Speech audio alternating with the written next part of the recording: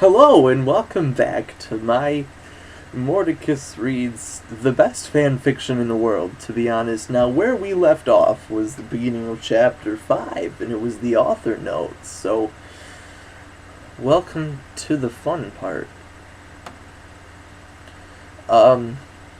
He was mad at them for having sex acts. Exclamation point. P.S. I'm not updating until I get 5 good reviews. Okay, this is the beginning of chapter 5. Dumbledore made Draco and I follow him. He kept shouting at us angrily. You ludicrous fools. Well, you should spell ludicrous, right? He shouted. I started to cry, tears of blood down my pallid face. Draco comforted me. When we went back to the castle, Dumbledore took us to Professor Snape and Professor McGonagall, who were both looking very angry. They were having sexual intercourse in the Forbidden Forest. He yelled in a furious voice. Why did you do such a thing, you mediocre dunces? Asked Professor McGonagall. How dare you? Demanded Professor Snape. And then Draco shrieked, because I love her. Everyone was quiet. Dumbledore and Professor McGonagall still looked mad, but Professor Snape did. Fine. Very well. You got your own. Draco and I went upstairs while the teachers glared at us. Are you okay, Inobi? Draco asked me gently. Yeah, I guess. I lied. I went to the girls' dorm and brushed my teeth and my hair and changed into a low-back, black, floor-length dress with red lace all around it and black high heels. When I came out, Draco was standing in front of the bathroom and he started to sing, I Just Want to Live by Good Charlotte. I was so flattered, even though he wasn't supposed to be there. We hugged and kissed. After that, we said goodnight, and he reluctantly went back into his room. So good. The feels are reals. Chapter 6. Author's note. Shut up, Prebz. Okay. Explanation point. P.S. I will not update up till you give me good reviews. Explanation point. Beginning of chapter 6. The next day, I woke up in my coffin. I put on a black miniskirt that was all ripped around the end and a matching top with red skulls all over it, and high-heeled boots that were black. I put on 2 pair of skull earrings and 2 crosses in my ears. I spray painted my hair with purple. In the great hall, I ate some Count Chocolate cereal with blood instead of milk and a glass of red blood because there's other colors of blood. Suddenly someone bumped into me and all the blood spilled over my top. Bastard! I shouted angrily. I regretted saying it when I looked up because I was looking at the pale white face of a gothic boy with spiky black hair and red streaks in it.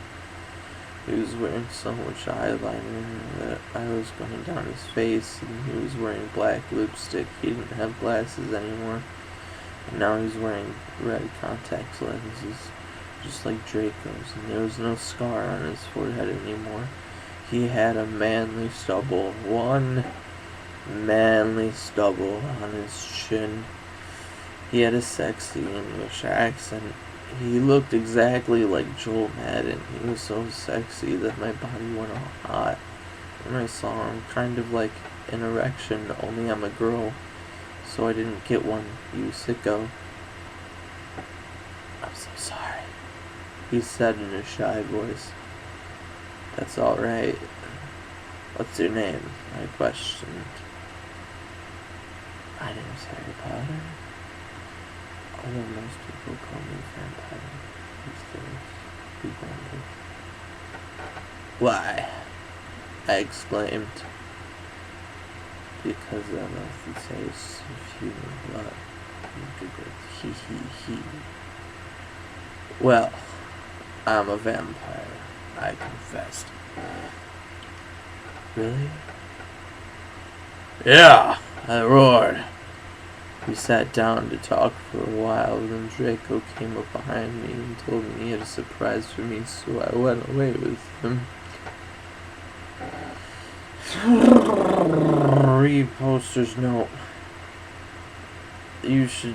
I'm not going to read that part. Chapter 7. It has a name. Bring me to life. Hey, don't sue me. Author of that song. Author's note. Well, okay, you guys. I'm only writing this because I got 5 good reviews. And by the way, I won't write the next chapter until I get 10 God Vons. Fuck. Stow Flaming or I'll report you. Evany isn't a Mary Sue, okay? She's perfect and she's a Satan. It's explanation point. And she has problems. She's depressed for God's sake. Explanation point.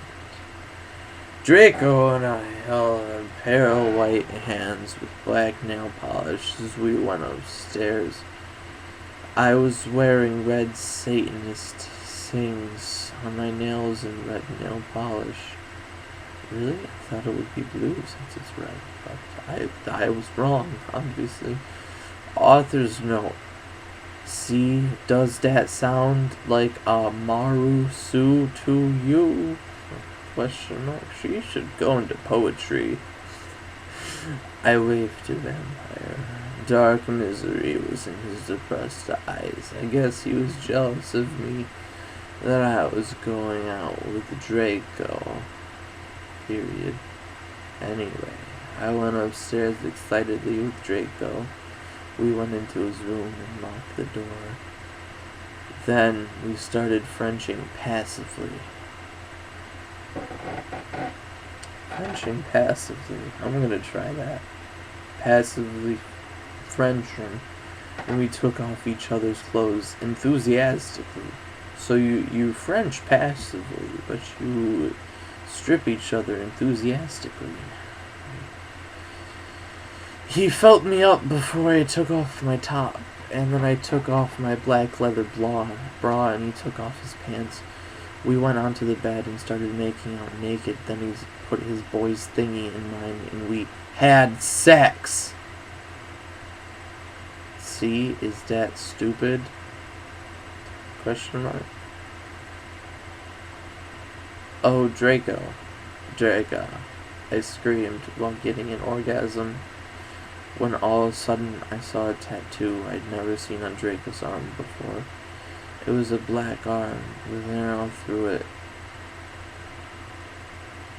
On it, in bloody Gothic writing, were the words vampire, because that's more than one word. I was so angry. You bastard, I shouted angrily, jumping out of the bed.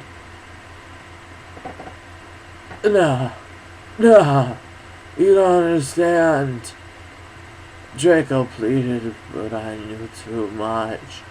Nah, you fucking idiot, I shouted. You probably have AIDS anyway.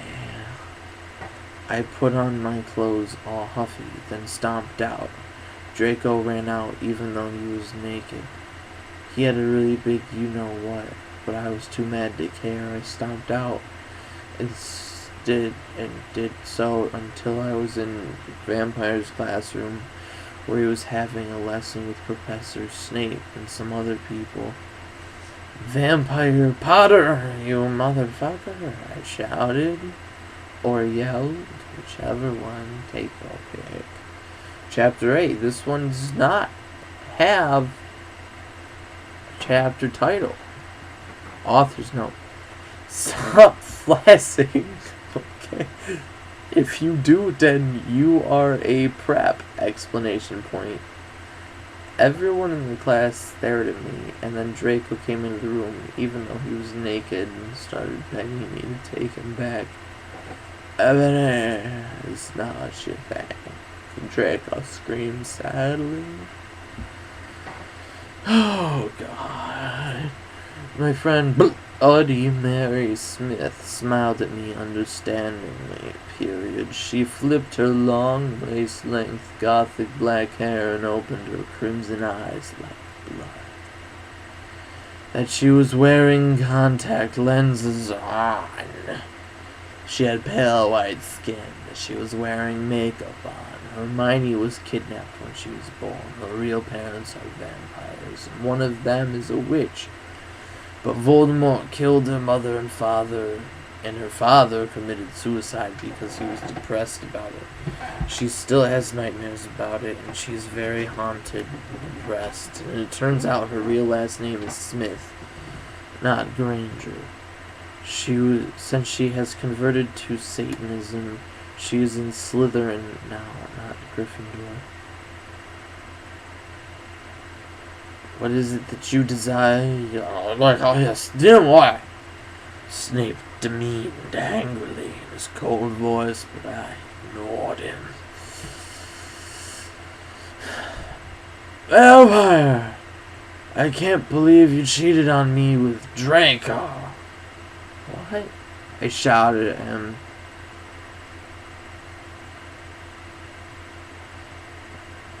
Everyone gasped. I don't know why Ebony was so mad at me. I just went out with Vampire. I'm biased, so and Ebony is Ebony for a while. But then he broke my heart. He dumped me because he liked Brittany. A stupid preppy fucker. So we're just good friends now. He had gone through some horrible problems and now he was gothic. Haha. Like I would hang out with a prep.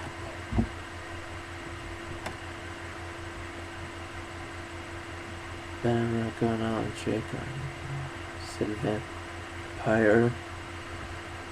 Yeah, fucking right. Fuck off, you bastard. I screamed and ran out of the room and into the Forbidden Forest. I had lost my virility to Draco, that I started to bust into tears. Oh God, this hurts. Keep going. Chapter 9. Author's note. Stop flamming, okay? I didn't read all the books. This is from the movie, okay? So it's not my fault if Dumbledore swears. Besides, I said he had a headache, and that reason Snape doesn't like Harry now is because he's Christian and Vampire is a Satanist. Explanation point. MCR rocks. Explanation point. I was so mad and sad. I couldn't believe Draco cheating on me. I began to cry against the tree where I did it with Draco. Then all of a sudden a horrible man with red eyes and no nose and everything started flying towards me on a broomstick. He didn't have a nose. Basically like Voldemort in the movie. He was wearing all black, but he obviously wasn't gothic. It was Voldemort. No! I shouted in a scared voice. But then Voldemort shouted imperious. I couldn't run away. Crookshanks! I shouted at him. Voldemort fell off his broom and started to scream. I felt bad for him, even though I'm a sadist, so I stopped. Ebony, he yelled. It's time for this to end. Diggity deuces, haters. Please join me in the next episode where I try not to slit my throat.